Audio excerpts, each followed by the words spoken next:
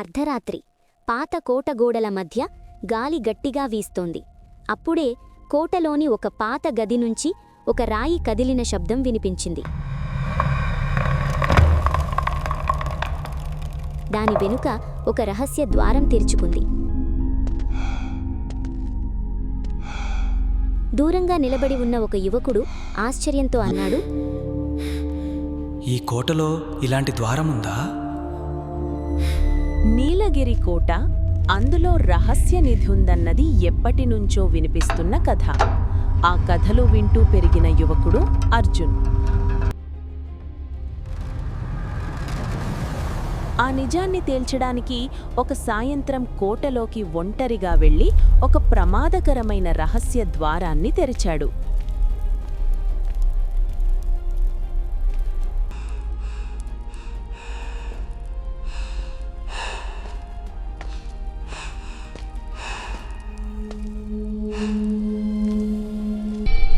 అతను ఒక పెద్ద గదికి చేరాడు. ఆ గది మధ్యలో ఒక పెద్ద ఇనుప పెట్టె ఉంది. ఇదే నిధి అయ్యుంటుంది. పెట్టెను తెరవబోయాడు. అప్పుడే వెనక నుంచి ఒక స్వరం వినిపించింది. ఆ పెట్టెను తాకకు.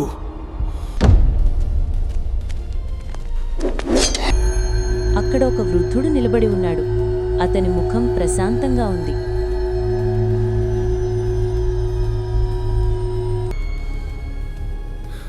మీరు ఎవరు?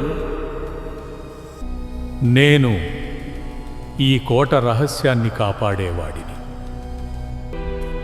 అయితే ఈ నిధి నిజంగానే ఉందా? ఉంది,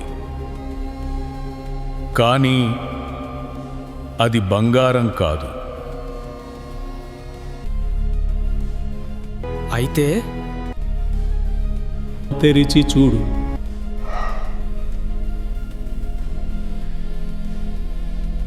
అర్జున్ పెట్టెను నెమ్మదిగా తెరిచాడు.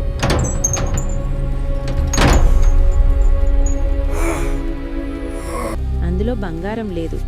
అందులో ఒక పాత పుస్తకం ఉంది. ఇది ఏమిటి?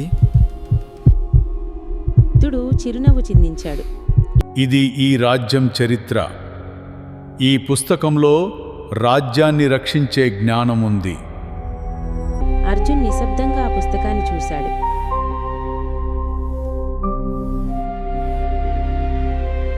వృద్ధుడు అన్నాడు, బంగారం కొంతకాలమే ఉంటుంది, కానీ జ్ఞానం ఎప్పటికీ ఉంటుంది.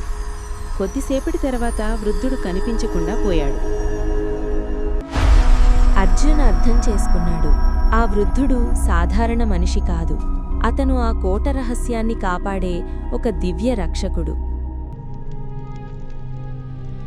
అర్జున ఆ పుస్తకాన్ని తీసుకుని రాజ్యానికి వెళ్ళాడు.